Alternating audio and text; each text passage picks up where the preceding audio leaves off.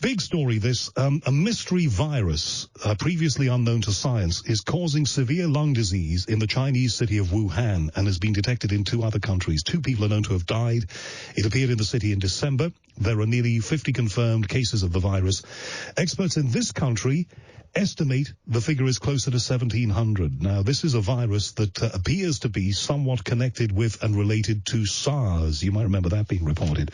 Man who knows about all of this and can demystify some of this for us, perhaps, is Ben Neuman. I always get that wrong. Ben Neuman, Chair of Biological Sciences at Texas A&M University-Texarkana. Ben, thank you for coming on and doing this. Good evening. Nice to hear you, Howard. Well, nice to speak with you again, Ben. I remember reporting on the SARS outbreak a few years ago. The world took that very seriously. Is this in the same league as SARS? We don't know yet. This is a weird mix of the unexplained and the inevitable. So unexplained in that we don't know exactly where the virus is coming from yet, and inevitable because there have been about 50 bats that have been sampled over in China, and they pulled out 50 different viruses. And this is in the cluster, kind of in the cloud of all those, but it's different from all the other ones. So it's, one of the many things that are out there. Mm-hmm. And they're saying, and I didn't quite understand what it is and why it's significant, but experts were saying on radio today, this is a coronavirus. Yes, so it's a relative of things that you would call a common cold, but they're not the ones you get in the winter. They tend to be the colds you get in the spring. And these are things that every kid has had by the time they're about 3 years old. You'll have antibodies against all of them. But this is one that seems to come from a bat, or it's mostly related to a bunch of bat viruses. But it's not quite the same as SARS. So it actually has about 6,000 differences from SARS and about 400 additional places where it's missing a letter or added a letter in. So it's really quite unknown. It's going to be interesting to unravel it. Those who have contracted this, as far as you know, what are the symptoms of it, Ben? This is the thing that we're also is also a little bit mysterious at the moment. So there are 2 people who have died of it, but one already was in hospital with cancer in a fairly late stage. And so it would be fairly easy to push someone like that over the edge, perhaps. The other person that died of multiple organ failure, so not what you would normally expect with a cold, but very much like you would expect with SARS. When it goes in first into the lungs and then perhaps gets out into the bloodstream or causes a really bad immune reaction in the bloodstream. But right now, these are individual people, and we really don't know what the symptoms are going to look like. This is probably a very basic and very maybe too simplistic a question.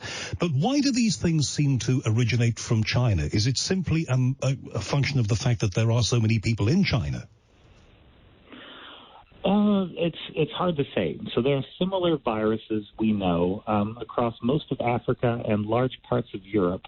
But the place where they seem this particular infection and SARS seems to have originated is in an animal market.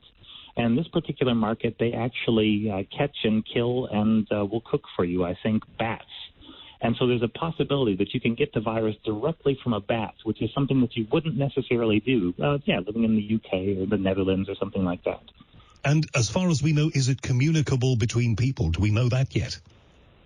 So the early reports were saying there wasn't much evidence for it, and that's coming from the fact that they're screening about 1,000 healthcare workers, and so far none of those has come up positive. That was the big thing in SARS, is that one patient came into hospital and then knocked out the entire medical staff. They all got infected. But what they have seen are a few people and a few clusters that don't seem to have been to this market. And so there are almost certainly additional cases out there, and perhaps a few of these people called super spreaders who, for reasons we don't really know, seem to be able to spread the virus a little bit more than others. They're rare, but they're out there for every infection. And the one thing that the media, I don't think in this country has addressed, maybe it has, but I haven't heard or seen it. Do we have to be concerned here? Do we have to be on alert? I heard a report of one airline, I think it was in one country, which is pre-screening people for possible signs of this. Do we have to be on standby?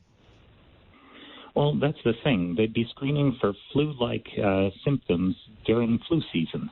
And you would end up pulling a lot of people off of flights for no particularly good reason. Or I guess you'd be slowing down the flu virus potentially.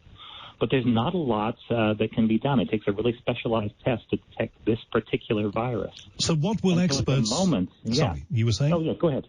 Now, what will experts in China and here be doing about it then? What preparatory steps can people like you take?